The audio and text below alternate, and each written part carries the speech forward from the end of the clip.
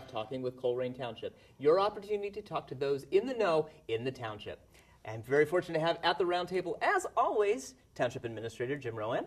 Glad you can join us, Jim, as always. Thanks, Jason. And of course, we're bringing buddies along as well. We're going to be talking with Tim Lang here from the Service Department in discussion of some movements that are happening.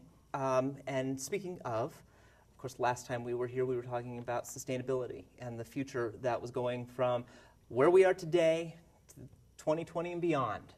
Obviously, one of those key components is why Tim's here, and that's our roads. Absolutely. Well, you know, we try to balance our fiscal sustainability plan, which we've kind of labeled the 2022 plan, with still delivering on our strategic initiatives. And we've identified our public infrastructure as a major strategic initiative and one that we haven't really solved yet. So when you take a look at the financial picture for the entire township, we've pretty much achieved our goals on reaching that 2022 goal. However, in the public services area, which is basically our parks, our community center, and our public works department, we're not there yet, and we've got some work to do. Right now, to address the public infrastructure, we need to infuse probably somewhere around $1.5 million a year in repaving streets to be able to start to see an upward trend in fixing that public infrastructure. But we don't have a funding source. I was just going to say, the hard part is you can turn every rock over and you're not going to find the available funds, at least at this point. Absolutely. And it really is difficult trying to reach our vision of delivering excellence to a best-in-class community when we have a major component of what we do underfunded. In fact, what's really concerning to me is putting aside that piece is just from an operational perspective with sealing streets, patching streets, snow removal. Our public works fund is out of money in 2017. We are bankrupt.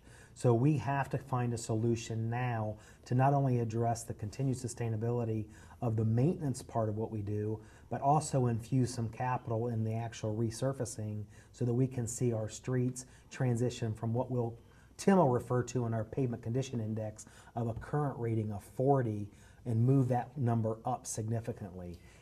Of course, the one word you don't want to say, and I'm sure we all don't, is levy. And that's possibly something that's either in the back of your mind or at least in that mid-motion of, is it a possibility, is it not? We've talked previously that that's something you don't really want to bring to the community, but do you think that it's something that a year down the road that it may be something, or is Tim's magic going to work it all out? No, you know, unless something significant happens with the state budget where they would return the $1.5 million that they took from us, I don't see any way around being able to address this without looking at some sort of a levy. We've made the cuts to our senior center, we've made the cuts to our park, we've made our cuts to our road department. We're to the point now we really can't cut any further. So we tried the JED, it was unsuccessful, we're moving on. It's now time to look at what are our options. We can look at a levy, or we can hope and pray that the state comes through and gives us a magic pot of money to be able to address this. But the reality is that's not going to happen, and we need a plan for the future. So what we're hoping to do at this point is to begin to educate and engage, continue that message of what we started with the JED and why we needed it for public infrastructure, but to really create a focus group now over the summer to start to engage and educate on our public infrastructure, the condition it's in, and what it's going to take to get us out of this condition that we currently face. And we're completing, this past Monday was the first round of calls in our partnership with the Northern Kentucky University doing a community-wide scientific survey at no cost. This next week there will be a second round. When those results come back in, there are a number of questions that talk about the value that the residents place on the services we provide.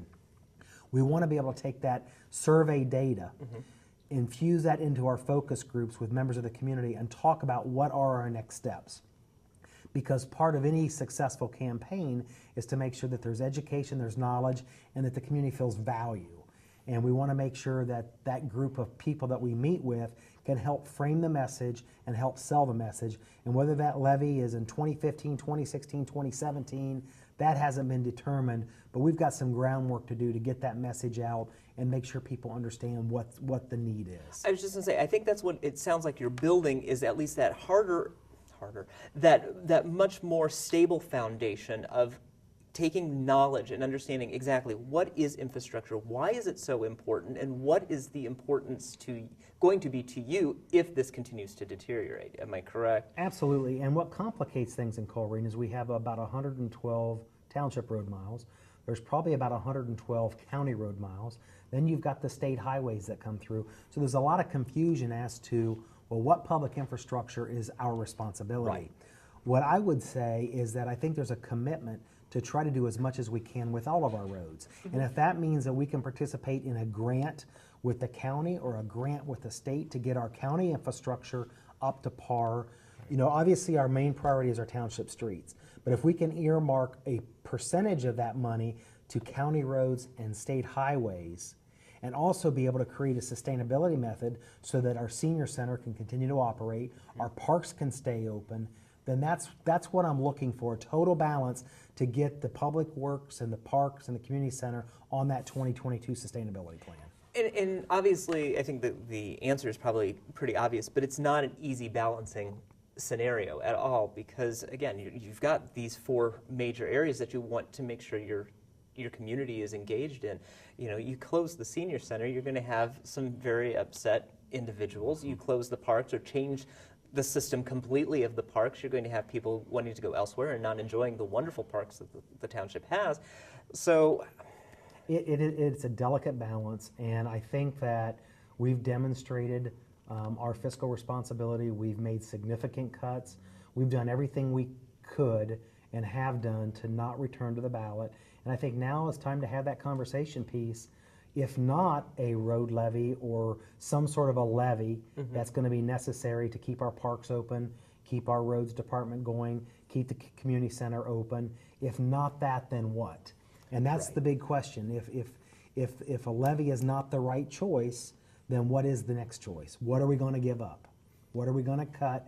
Who's going to be impacted by that? And so I think the survey is going to help drive that, because scientifically our community is going to tell us what they value and what they want to see from the administration and from the elected officials. And prior to taking this survey, obviously you have no idea what data is being generated, but prior to it, you've obviously heard from the community what they value already. What do you think going into it you're probably going to lean more towards in hearing, or do you think it's going to be a complete opposite? I think what we're going to, I think you're going to see a high emphasis on public safety. You see that in many, many communities, whether it's municipalities or townships. Our core responsibilities are police, fire, and roads.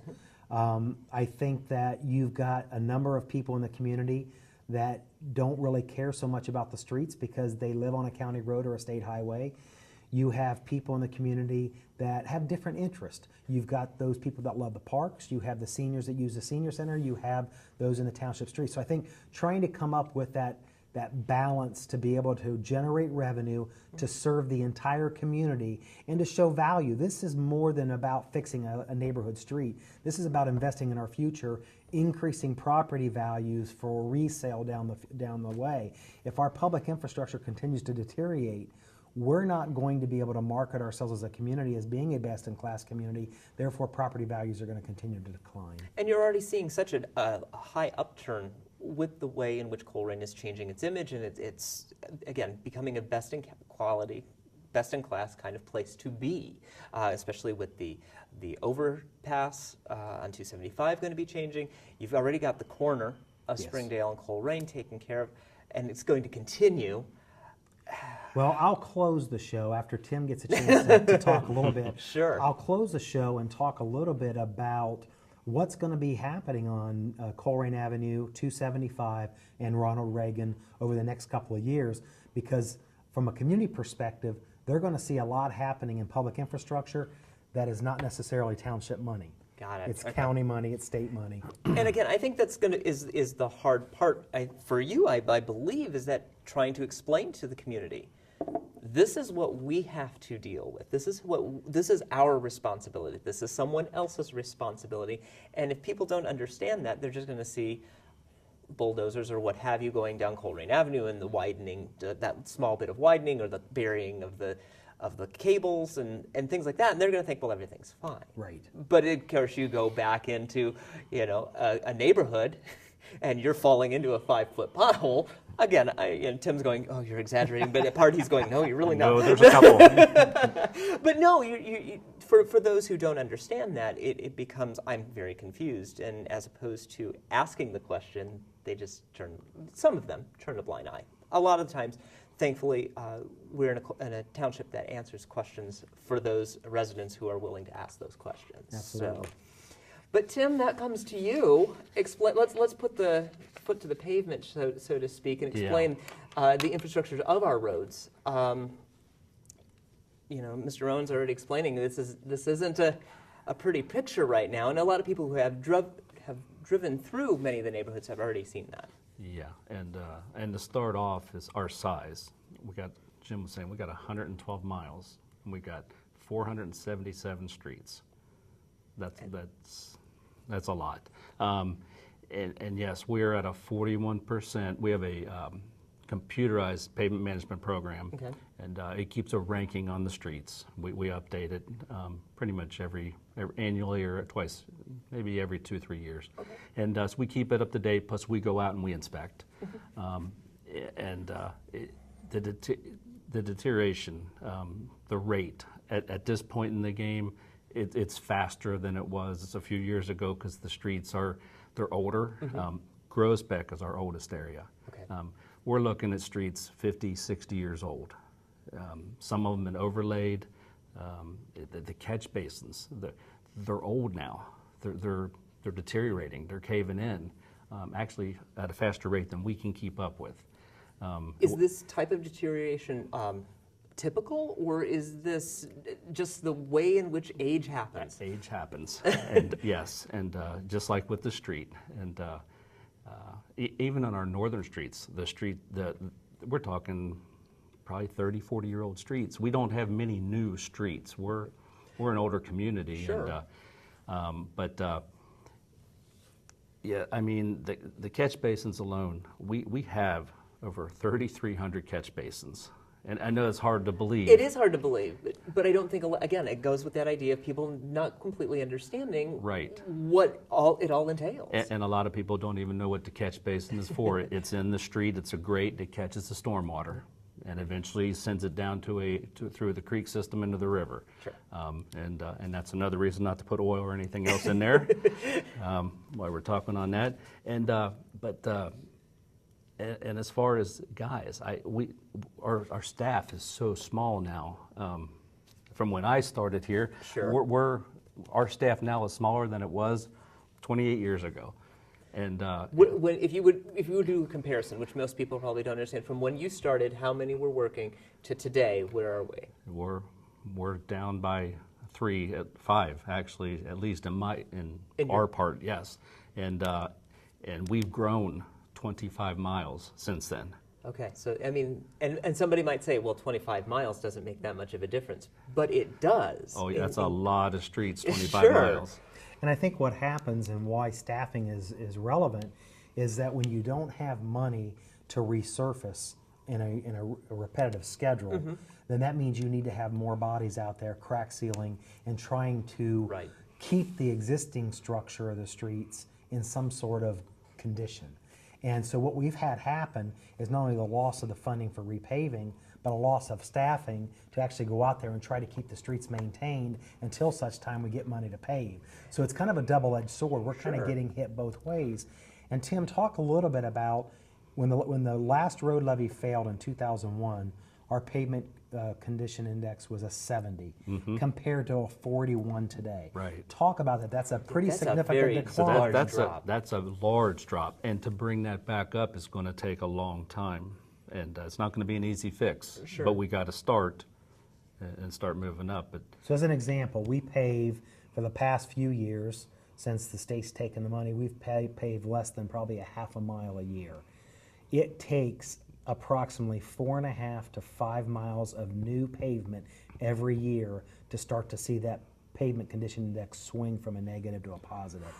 So it's going to take at least $1.3 to $1.5 million to be able to infuse that kind of capital into our street system to change the curve going the other direction. Because what you have is your streets that are somewhat good, that we would be out sealing and trying to maintain to keep them at a level, and fixing the ones that are the lower but still savable to put them back like up top, and you need every bit of that 5 miles a year to try to change that, and right now we are going downhill at a fast pace, and with the amount of guys we have, we're trying to do the sealing. We're trying to patch the holes, which is an ongoing effort. And with the winter, I say the winter was February. February really took its toll on us and the roads. We'll be patching all year just to try to recoup and the seal. And we're going to try to get enough guys to juggle to try to seal. To maintain some of those streets. And that's just, again, just to get to the start. You're not even doing any other improvement. You're just trying to make it passable. Maintain. Maintain. If we had the magic to bring it all, any funding source in and make it happen, what would be the starting point? Obviously, we're doing crack and seal and everything else, but what would, again, the state was a gracious state that it would be. Where would you start? Where would you begin? We have a list put together, and it's prioritized and ready to go. I mean, we have a game plan, which changes constantly because of the conditions. Fair. We've got it on standby, ready to go as soon as we got something to help take us there, and the plan would be for our staff to try to get these roads ready and then to resurface as many as we could. And resurfacing takes in, I mean, there's a lot to do with resurfacing. You got curb repair or replacement.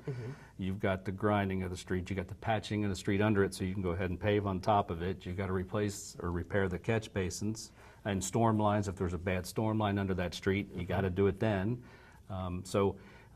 It's not as easy as just showing up one day and just driving a paver over the top of it and saying it's good. We haven't even talked about paying for the asphalt for the pavement itself. That's another additional cost. Yeah. It's not something that you can just pull up and make instantly. Right.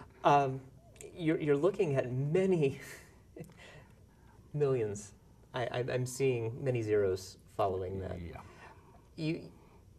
Normally when we're speaking, we talk a lot more positively, but obviously this is obviously showing the dire need to get this accomplished. Again, you're with short staff, you're with all of these things. How, you're saying you prioritize. What makes that priority? What makes that list and a priority so that you can at least get to that maintenance portion? There's a lot of factors go into it. The traffic of the road on the street, that's a key. What's underneath the street, what the base of the street is, pretty much. The condition now, what the condition the micropaver program says it will be in a couple years, because it'll pick up on factors that we put in there and say, hey, this street's going to deteriorate faster than another street, just because of the distresses that we enter in that are on the street. So there are many, many factors that go into it. And then the experience factor, going out and looking and seeing what you have. For the age of the community, would you say that we've gone to obviously we've gone to the nth degree with them, but do you think we've at least gone in a progressive way in which you aren't in such a dire need that would have to close a street or anything to that degree? And I will answer that with the staff that we have is extremely dedicated. Everybody cares, and with that, that's what drives. And just like filling the catch base or the potholes right now. Sure. I mean, the guys doing it repetitively over and over, they still go out and do it, and they want to fix them. They want them done. And us, by doing all those maintenance items and staying up on things, that's what's keeping us afloat right now. And but we're falling back even doing that because of the staff. Jim had brought up the point that, obviously the road levy had failed back in 2001.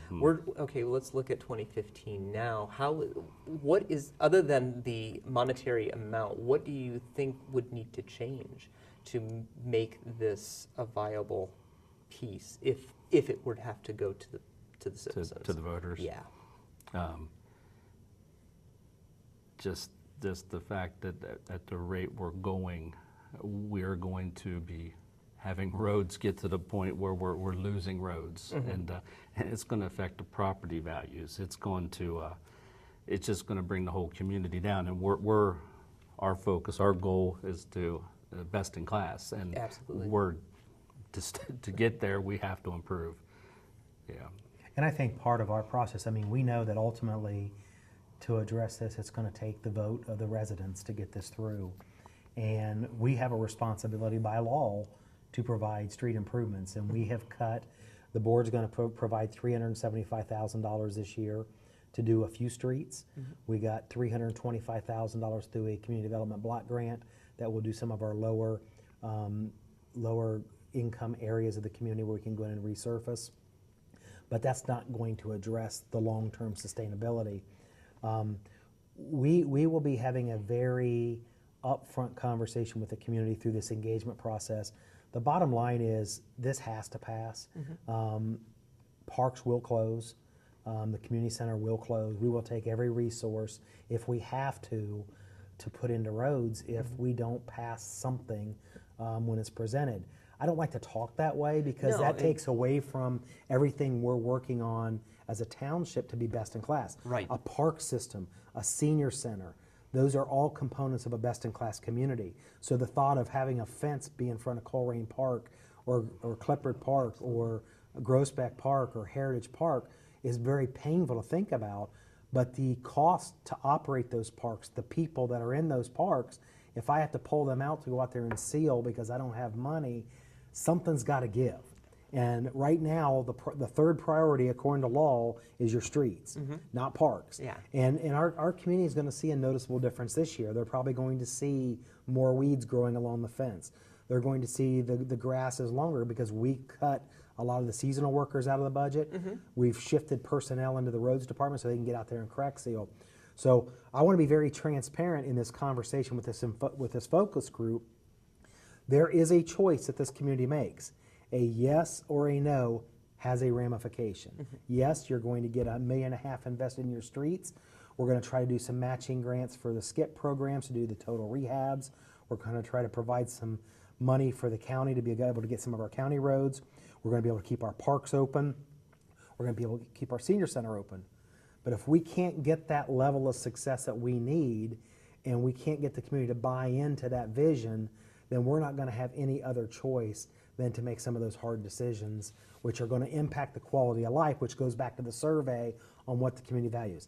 I believe that if we respond to the community and they value something and we can show value in what we do, we'll get their support. We just can't go out there and ask for more tax dollars without justifying the need, demonstrating our fiscal responsibility, and with a plan to address the investment in public infrastructure. If all those things happen, I am convinced that our voters will do the right thing. But in the meantime, we have a fiscal responsibility to come up with a plan that if we're not successful, what are you going to do to shift money? And that'll have to happen. I mean, obviously, the state does what the state does, and we've seen it many different times, especially causing enough grief and problems with the local government fund and the like. But it sounds like it's Colerain's initiative and responsibility at this point to start the education process. And I think that if they don't understand, if they're not seeing, say, something on Groesbeck or something down further in the southern portion of the township, and they're just more focused on the northern part or just Colerain Avenue, not understanding that you don't take care of Colerain. That is the county road that's taken care of elsewhere. That if that education doesn't continue, then we're back in 2001. We're without a passage. And I am concerned with getting the message out. I mean, since the JEDZ failed in November, I may have had 4 phone calls with concerns about the streets. So that tells me that there's not an awareness out there that we need to have funding for the streets. And that's the purpose of this focus group, is to bring in representatives of the community from different segments of the community to start to engage in that conversation. Do you understand? And do some tours of our neighborhoods and look at what we're talking about when we talk about infrastructure, what it takes to maintain these streets. That needs to happen because we need people out there rallying for something to happen to fix these streets. We can't do it as an administration or the board. It has to be a community event. It has to be community interest in making this happen. So we have to do a better job of communicating the message and engaging the community in the need for this this road infrastructure program. And that's why we do programs like this, to be able to get out. Again, it airs throughout our communities, it goes through there, and it also goes out so that people can come back to it. And if they didn't understand, we're always there to be able to give that message back to you. That's why, again, we do these programs for the informational purpose to educate you as well. But that's a lot of, I don't want to say negativity, it's a lot of truth. And I think, you know, Tim, you probably see a lot of the ramifications of things not happening. I want to kind of end this sadder note with some positivity from you.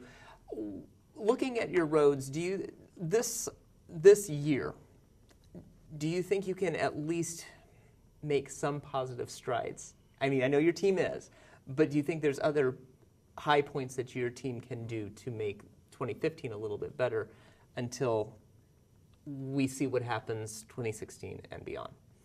They will as maintaining, yes. Okay. Absolutely. And just as a quick, I thought I'd bring this up as far as our total number of streets. Please. We're at 477. We have over 70% of our streets are either in poor, very poor, or failed condition. That's giving us, and again, going back to that idea of that D range that we were talking earlier. Right. And, you know, and then we have about 21% that are fair and satisfactory that we would be going out and trying to seal and trying to hold together, glue them together, if you would say. And then we've only got 7% that are in the good range. And that's what we got to turn. We got to put this good range back up here. We got to move all of these over here. Yeah. And I think Tim makes an excellent point there. As you think about your streets, the ones that are in the worst condition that need repaving are probably going to be the ones that are going to be the most dissatisfied with the efforts they're going to see in 2015, because our focus is going to be on that 21% of the streets that are on the borderline of failing, that we need to try to save and stretch out until we get a funding source. When we get money to resurface, that's when we're going to start to address the 70% and probably earmark some for those middle range streets, because we don't want them falling into that failure range. Right, because it's more feasible to fix those ones before they fall down to the lower, so it just makes a good sense. And as an example, there are some great state SCIP grants. Why don't you just talk briefly about what a SCIP grant is? It's a state capital improvement program. It's through the state, and Hamilton County oversees our region here. And pretty much we can apply for funding, but we have to match, our funds match. And we have been successful in the past when we had money to put toward a match. In the last 2 years, we haven't. It could be $1.5 million grant, and we'd have to put up $300,000 to $400,000, and we just don't have that right now. So we could pay 20-30% on a dollar is pretty much what it would be, and we could reconstruct a street. We can rehabilitate, repave streets. Yeah, but we have to have the matching to put fund toward even to apply. And so it's probably not, it becomes very difficult to look at them and go, ooh, this would be a great project to go towards, or get a grant to go towards, and the funds aren't even there to match. Because if you have that matching grant, I mean, that just leaps and bounds the difference you can make each year, just applying for the SCIP program alone. And the CD money is in 3-year increments, but that's very nice too, to help address some of the lower income areas. And yeah, so we welcome the SCIP grants when we can get to them. So it's not as if you're not trying, and I think that's the point that you're trying to say, is that, you know, as a small team, and as we've talked in many of the departments, you're always trying to make that next step as best you can with what you've got. And I think we're seeing that.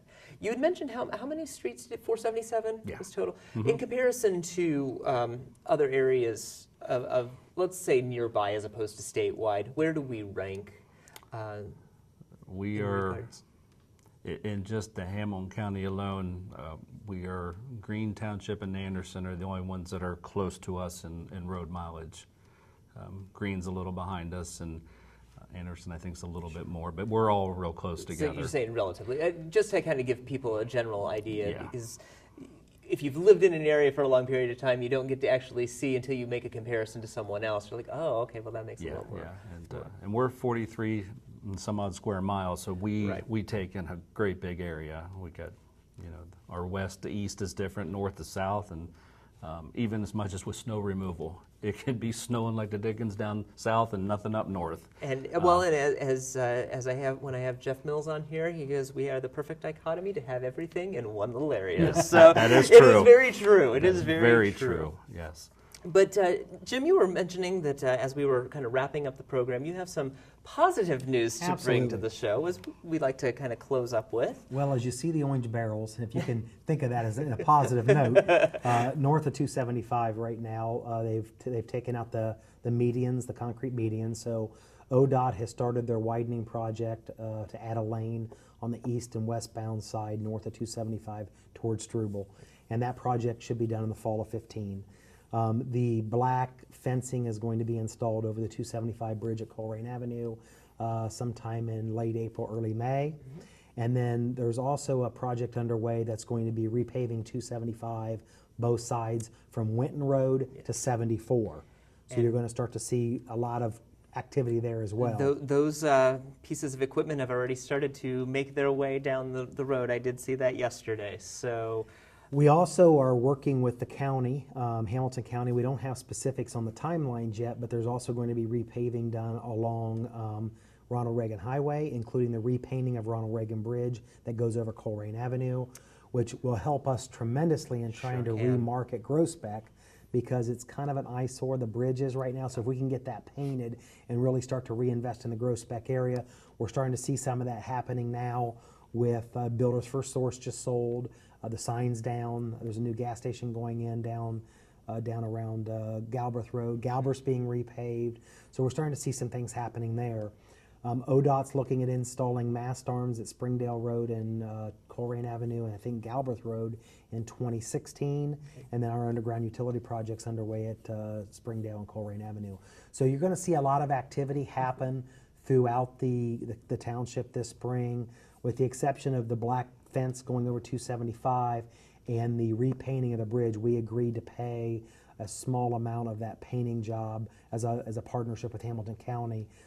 Most of those funds are going to be state funds and county funds. Okay, so you will start to see improvement in public infrastructure, but it will not necessarily be township money. A lot of that is state and federal money. It sounds like there was a lot of collaboration going along with that to make this happen. Of course, my favorite term is there is a small inconvenience for a long-term effort here. How much time do you think is going to be before we get back to smooth sailing again? Because we're going to have the overpass, the lane. You're looking probably towards the end of summer until we get first snowfall of 2015. Okay.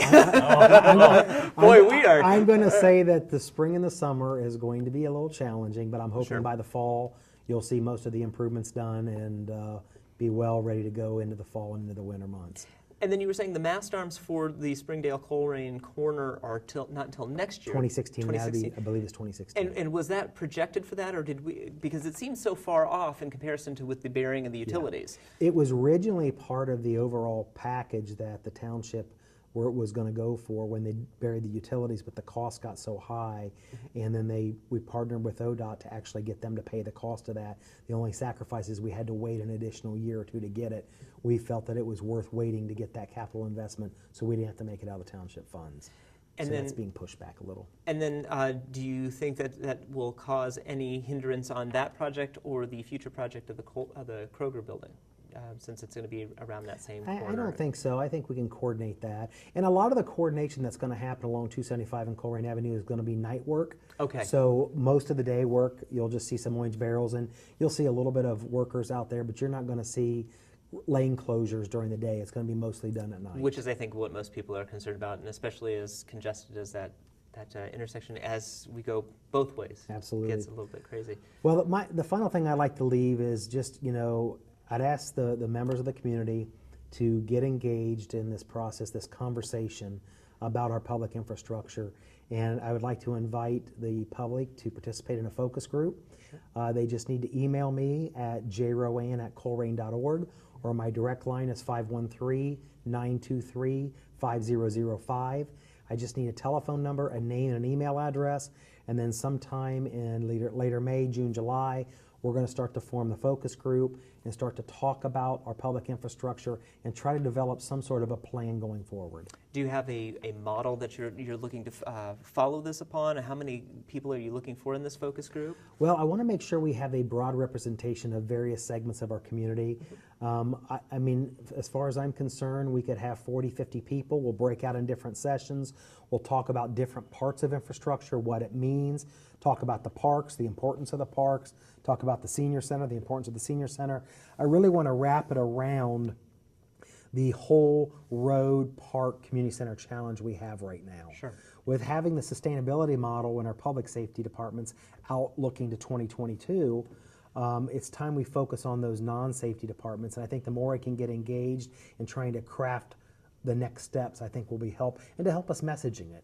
What works? What do I need to say? What do I need to do to appeal to the resident to get them to understand? We talk a lot about how you message, and a lot of people say when you send out a newsletter or you send out a postcard, you've got to get your message crafted from the time they take it out of the mailbox and walk to their trash can. You got to make sure that they've read what you want them to see. And so I need some help from our community. What works? What do we need to communicate to get the sense of urgency we need to get around this issue? And I think that's a best way to say it, is because you could craft something, or the staff could craft something that means something to them. But if it doesn't mean something to the citizen that picks it up, or the resident that lives on the street that's falling apart with a 5-foot pothole, it's not going to make much of a difference. Absolutely. Well, we've made it. Tim's wiping his brow here, making sure he did it. Believe it or not, we've made it to the bottom of the hour. Jim, we'll have all the information again on the bottom of the screen for the focus group, as well as, of course, getting in contact with anyone that would like to get in contact with you if they need to do so as well. And of course, I'd like to thank you for joining us for the first time. Thank you. We'll have you back, I'm sure, because roads are a continuing thing. We hopefully the next time we have you on, we'll be discussing some better options of what's going on, and probably I was piqued in regards to the computerized servicing that you're doing for the roads to tell you their lifespan and the like. So Colerain Communicator may be calling you on that one. All right. So I'd like to thank you for joining us, and of course thank you for joining us as well. You've been joining us here on Talking with Colerain Township, your one-stop shop to talk with those in the know here in Colerain Township. I'm just George, your host, and hope that you have a great spring, and we'll see you next time.